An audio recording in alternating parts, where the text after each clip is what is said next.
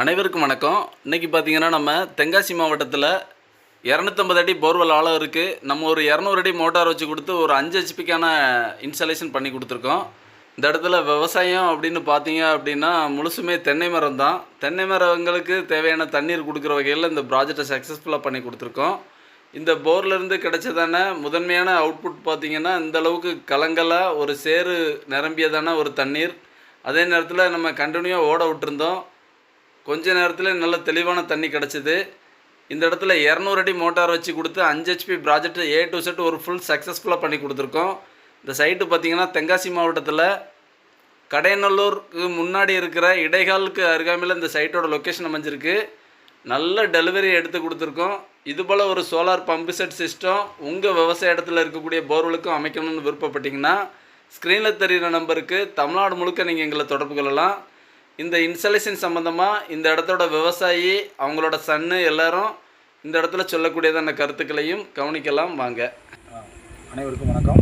என்னோடய பேர் பரமகுரு, தென்காசி மாவட்டம் இடைகால் கிராமம்.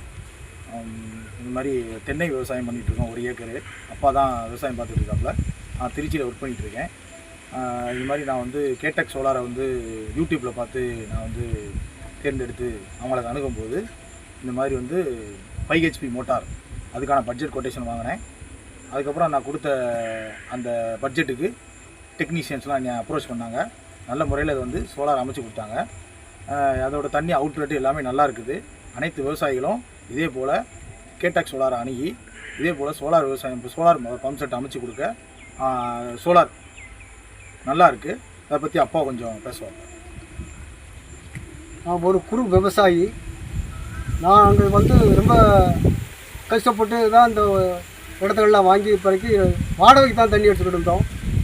அதுக்கு பிறகு தான் பையன் ஒரு ரெடி பண்ணி இந்த சோலார் கம்பெனியை ரெடி பண்ணி கொண்டாந்து போட்டு சோலாரை மாட்டி ரெடி பண்ணியிருக்காங்க. ஆமாம், வேறு பக்கத்தில் எல்லாருக்கும் நாங்கள் இது அணுகி அவங்க சொன்னால் இந்த மாதிரி செய்யுங்க ஐயா, அந்த மாதிரி இவங்களை இந்த கம்பெனியை பார்த்து அணுகி இப்படி ரெடி பண்ணுவோம்னு சொல்லியிருக்கேன். பக்கத்தில் உங்களுக்கு நல்லா எல்லாம் ரெடி பண்ணி தரேன். இப்போ பக்கத்தில் உள்ள ஆள்களையும் இந்த மாதிரி எல்லாம் ரெடி பண்ண சொல்கிறேன். ரொம்ப நன்றி ஐயா.